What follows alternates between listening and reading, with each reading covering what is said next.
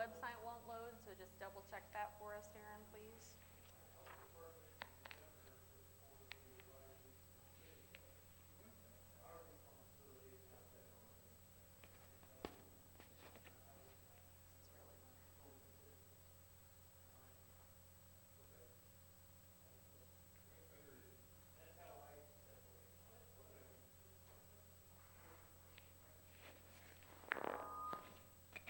Sorry, that was me. Is he checking the website?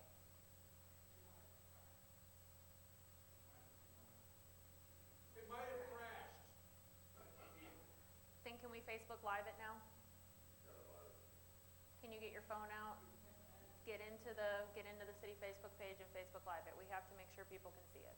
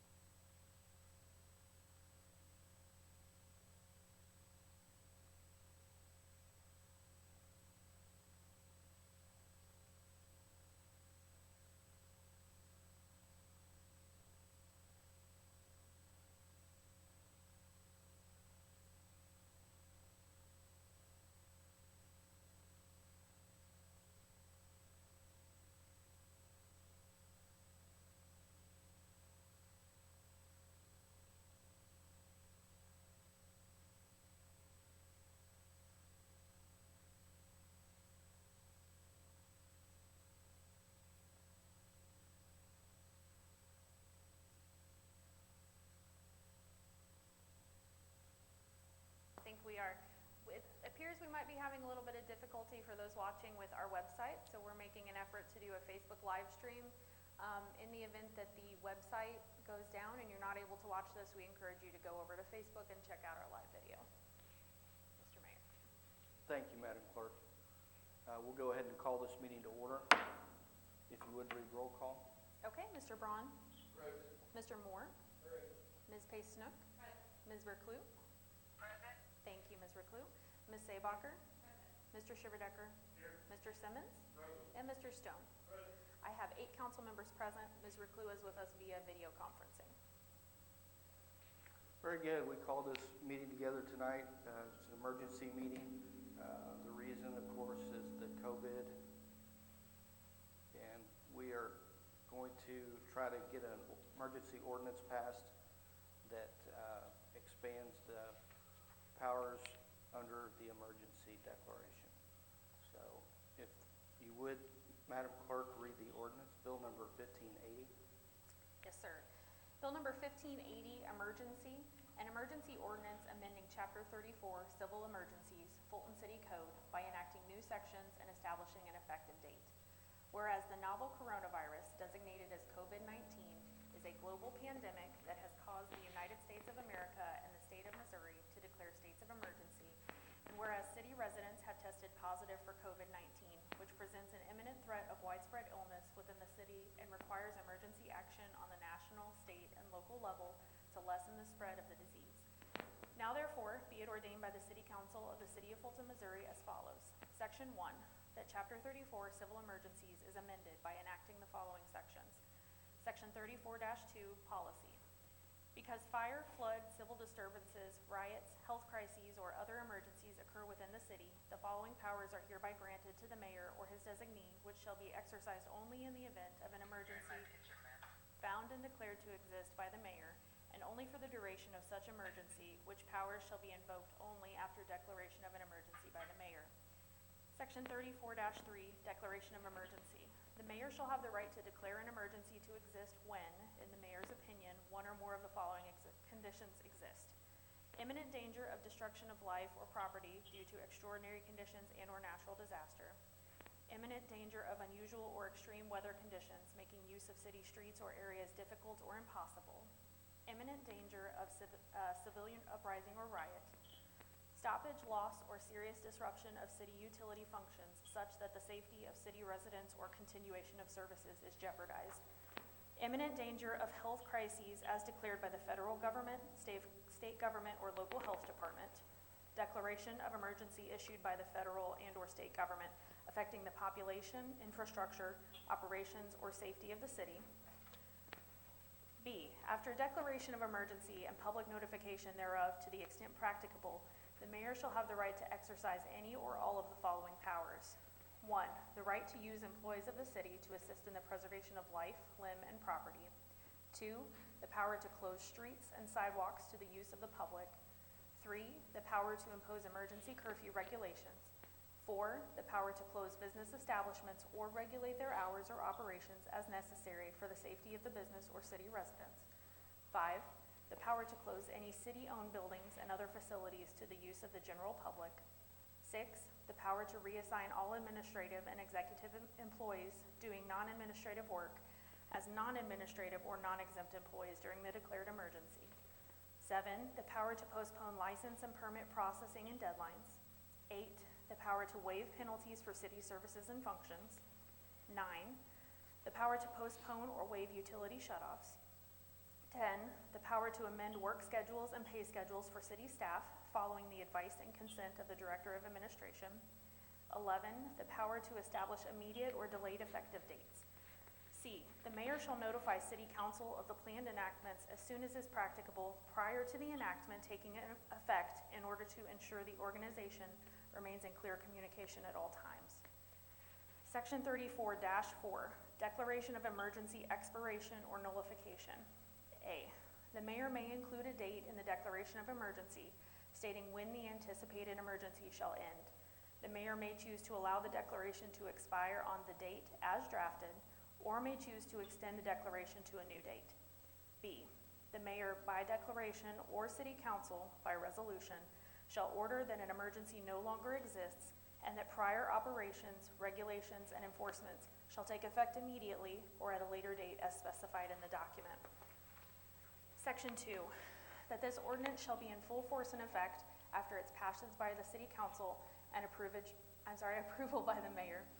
Section 3, that this ordinance is an emergency ordinance within the meaning of Article 3, Section 3.10F of the Fulton City Charter to grant specific powers to the mayor during the COVID-19 health emergency as declared both on a federal and state level. This ordinance shall be codified within the Fulton City Code so that the city will be prepared in the future if and when an emergency situation should arise again. Motion to send Bill 1580 to second reading at tonight's meeting by title only. Second. I have a motion and a second. We've all had an opportunity to review this document. Does anyone have questions or concerns? Mr. Mayor, I would like to strike 34-3 or amend 1580 to strike 34-3B, number 10, 3 words in there, and pay schedules. All right, so just to be clear, Mr. Councilman Braun, you are stating that we are taking the words "and pay schedules" out, so it will read the power to amend work schedules for city staff and then continue from there, correct? Correct. Thank you. Well, so what is definition of a pay schedule? Is it a pay rate? Because I know you can reassign people to different work schedules, and that might entail having to pay them a higher total salary or total monthly rate than what they're normally used to.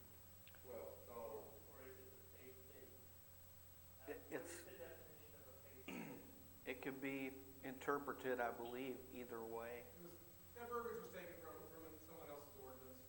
Okay. That's how we define it. So if we just take it out, I would say it's the appropriate action. If we remove it, does that still allow us to pay people at a different rate if we ask them to work in a different assignment? Yes. We still have that power within our HR policy. Yes. Does not need to be included in here. I would say we have that authority with or without this ordinance. That's my question. If I want to move somebody into a position that requires a CDL, and they have a CDL, and they really don't have it, we're going to give them a bump for the duration that they're in that position. And for those of you that are listening on our website that cannot probably hear what's being said, the conversation has gone to the part of our ordinance that talks about pay schedules, the motion on the floor to delete that part of it, and if people want to comment, let's get up to the microphone if possible so folks can hear what's going on. So we've got that topic on the table. Mr. Simmons, if you would, please go to the mic. And just to clarify really quickly, I actually only have a motion on the floor. Was there a second to that motion? Thank you, Councilwoman Seebacher. So, John, it sounded like you had two different line items that you were concerned about, besides line item 10.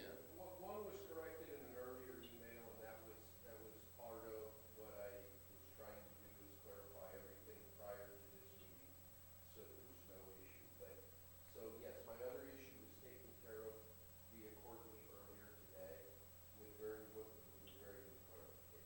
So line item 10 is the only one we're talking about here right now. And pay schedule. Well, that's line item 10. Yeah, they're not going to be able to You hear. got it on the mic, John. No. And keep back, guys. So earlier today, I clarified my other question, which was should we have a date in the ordinance that says when it would expire? And it was clarified by Courtney, the city clerk, of exactly how the ordinance reads and what takes care of the other issue. So I am satisfied with the other issue at this point. Very good, thank you. So I have a motion and a second on the floor to amend the ordinance. Is there any other discussion on that? I have a question about amending something also. Just, again, just say it in front of the microphone to the city administrator. As long as our other policies cover the ability for us to change pay rates when we change job assignments, and it does not have to be in here in order to have that authority, then I'm okay with removing that. But if that is not covered in another HR policy somewhere already, then I think it needs to remain here. And if the city administrator can comment on that. And we've got him on a microphone. Yes, I believe that we have that authority and ability now to, if we reassign an employee to a different position within the city, that we can make an adjustment to their pay scale for that temporary reassignment. Thank you. My follow-on piece to that is, do we have the authority to reassign people within different job assignments and job roles already in our other HR? As an example, if we needed to use a Parks and Rec, maintenance worker in sanitation, we are changing their job role, we're changing their job assignment, that's not what they were hired to do, it's not part of their job description. Is that allowed in other HR policies, or do we need to add that language to this ordinance that under a state of emergency, when we do need to reassign city workers to other job roles, that we're able to do that? Can we get To the best of my belief, I'm going to say that if not everyone, nearly every one of the job descriptions has that catch-all phrase at the end, and other duties so assigned. Okay. So I think that would answer that question for you. Thank you. Mr. Simmons? Just to try to answer a question I have in my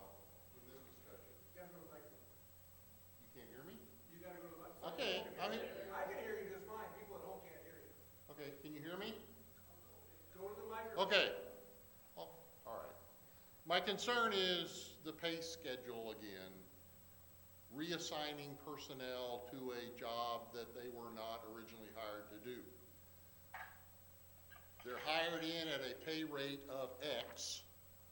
The pay rate for the new job is Y. Is it always an increase? We would not cut an employee's wages if he was going to be going into a lesser grade. That's exactly what I wanted to hear. Okay, thank you. And Councilman Shiverdecker? If you guys are all done with what you were talking about, I had a couple of things. Well, we're amending this so we can add all of it in and be it all amended together. Technically, we should vote on the amendment at hand, but I think we'll let you say what you would like to say, and then Okay. Councilman Braun can choose if he wants to roll that into his motion. All right, I'd like to look at 34.3, Section B, number 3 and number 4.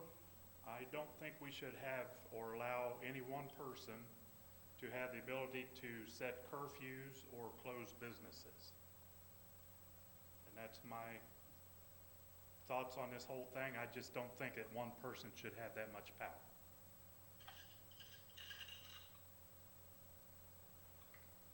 And again, I'll say this, we pretty much copied this from some other cities that have this in place. It's nothing unusual or out of the ordinary. We're not trying to reinvent the wheel here. We have ran this past our legal advice, and it's pretty standard. But Rick, I thought of that today also, and I guess where I'm okay with leaving that in there is that we are amending our code to these items that allows us in any type of emergency to possibly enact these. And so we're listing all of the opportunities, all of the possibilities of what the mayor may need to do in any of those types of emergencies that are listed out in Section A.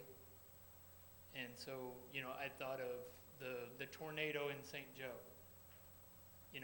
At that time, in that type of emergency, we may need to do those types of things. And that's where I became okay with those. I'm also okay with striking them, but that was what allowed me to be okay with those types of things, if that means anything one way or the other. Well, and I get what you're saying, but we're looking at this as being a permanent ordinance. And it's not that I have any problem with the administration we have now. It's just that someday, somebody may come up and say, hey, look, I can shut this whole city down. And I don't, right.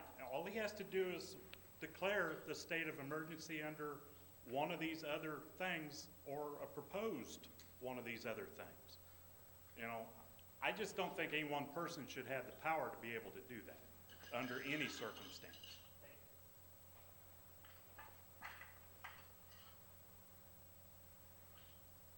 I sort of agree with what you're saying, Rick.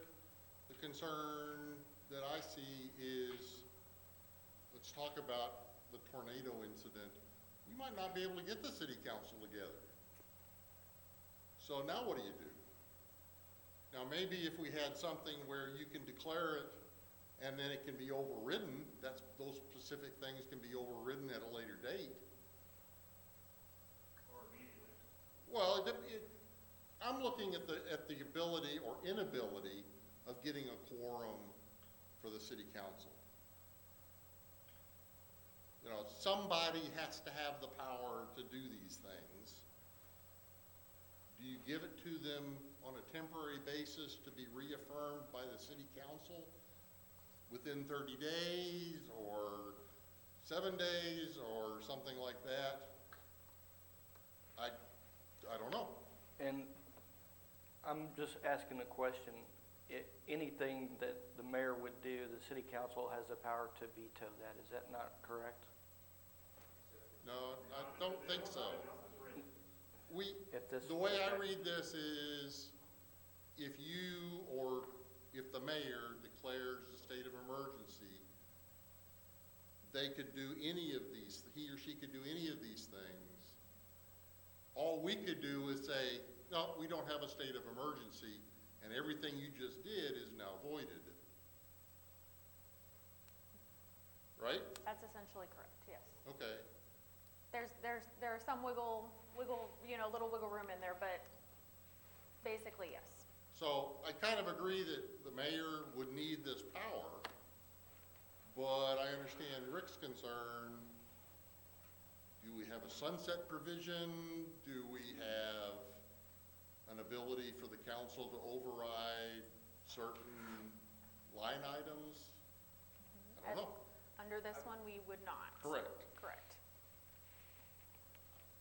I would certainly amend my motion at this point to remove and strike 3 and 4.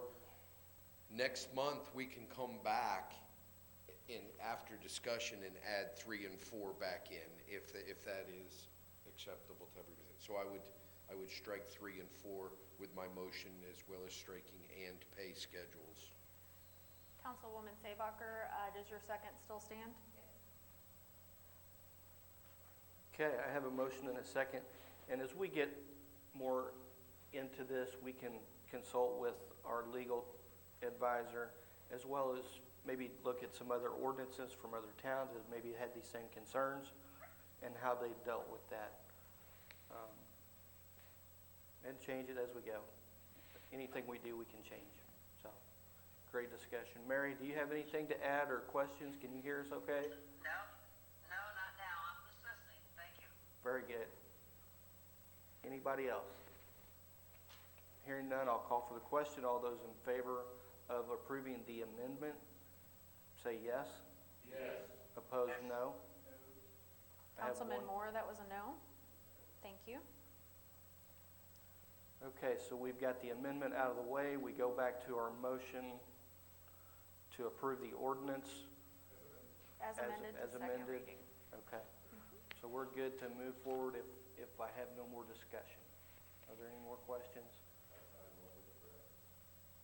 Correct, by title only. Mm-hmm.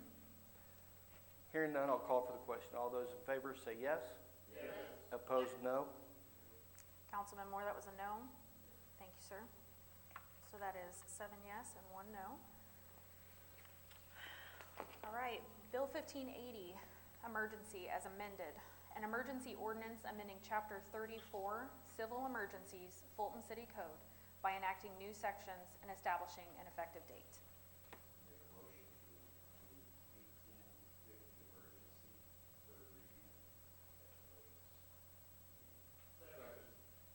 I have a motion and a second. Any discussion? And I apologize, Councilman Brown, was that by title only? Yes, I'm sorry. Thank you. That's okay.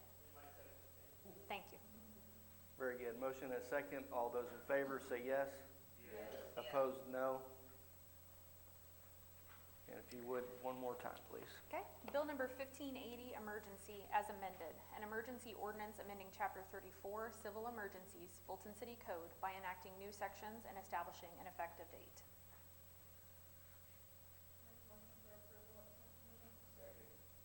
I have a motion and a second. Any discussion? Hearing none, I'll call. What?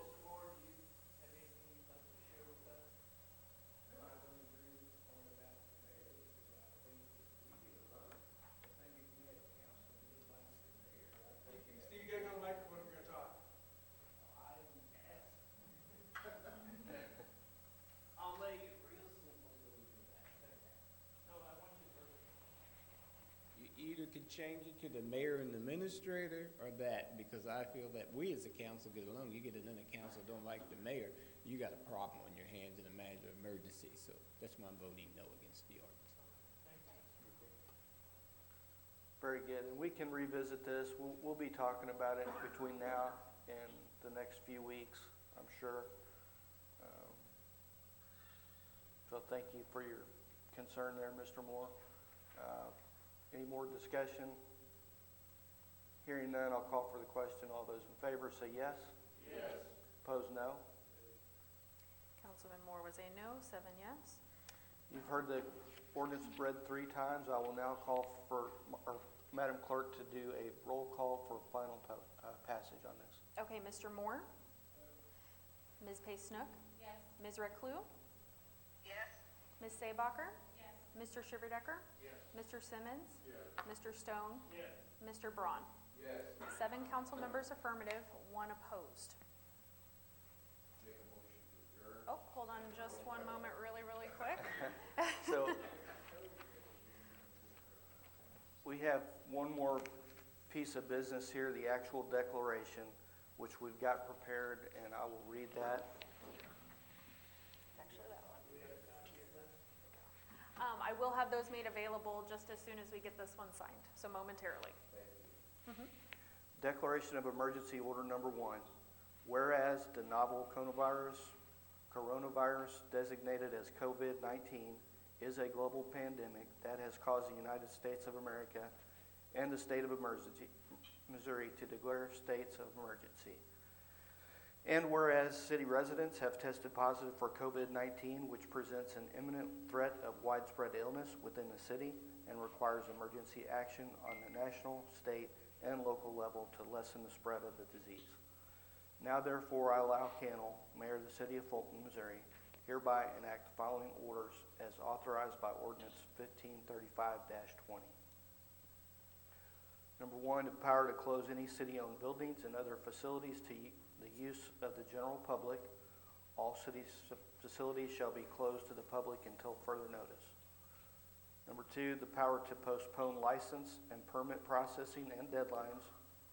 City license and permit deadlines, business, liquor, other licenses or permits that may be due during the time period of this declaration of emergency and are hereby extended until further notice.